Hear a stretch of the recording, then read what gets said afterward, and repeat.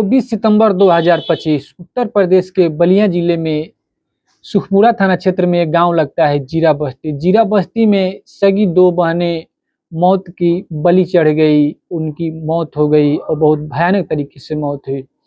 दरअसल मामले में हुआ था कुछ ऐसा कि सगी दोनों बहनें स्कूल जाती हैं। स्कूल जाने के बाद वह बस से अपने घर की तरफ लौटती हैं और घर की तरफ लौटने के बाद मेन रोड पर बस उस दोनों बहनों को उतार देती है। उतारने के बाद बस चली जाती है। अब दोनों बहनें आपस में बात करते टाइम रास्ते से चली आ रही थी। चूंकि इस समय बरसात का मौसम है और रोड पर भारी जल जमाव था।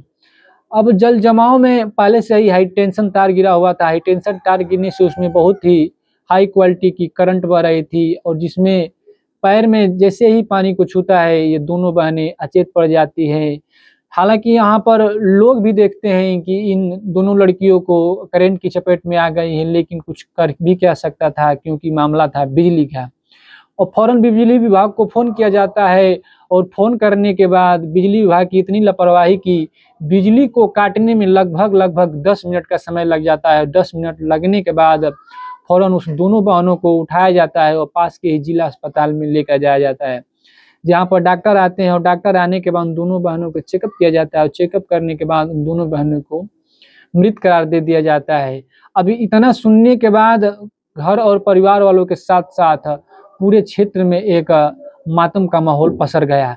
दरअसल आइए हम पूरे मामले को आपको विस्तार से बताते हैं। तो आप देख रहे हैं क्राइम तक हिंदी कहानी और मैं दयाशंकर बिंद।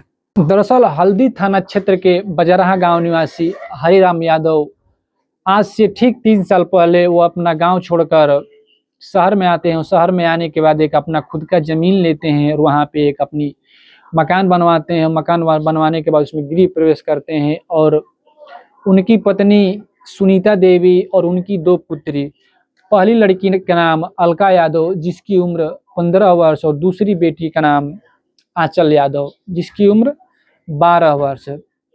अभी पूरी फैमिली के साथ शहर में सेटल हो जाते हैं। शहर में सेटल होने के बाद चूँकि ये पेशे से डिफेंस में काम करते हैं, पुलिस में काम करते हैं, एक दीवान के पद पर तैनात हैं, तो उनका वहीं से उनकी जहाँ नौकरी लगी थी वहाँ आना जाना होता था।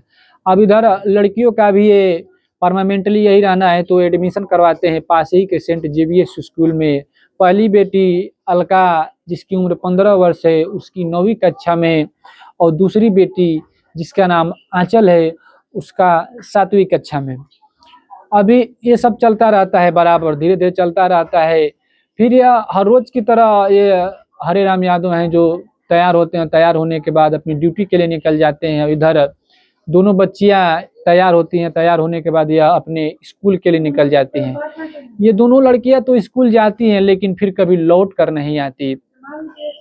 अब चूंकि ये स्कूल जाती हैं, स्कूल जाने के बाद ये इनका जो भी दिन का कार्यक्रम होता है ये पढ़ती लिखती हैं। उसके बाद वह ठीक सेंट जेवियर्स स्कूल के बस में बैठती है और बस में बैठकर अपने गांव के पास बलिया बेलथरा रोड एक निकल के जाता है, वहीं पे उतरती है। वहीं पे उतरने के बाद अब वहां से उनका पैदल का रास्ता होता है। दोनों लड़की अलका और आंचल आपस में बात करते हुए बस से उतरती है और बस से उतरने के बाद वो अपने घर की तरफ चल देती हैं।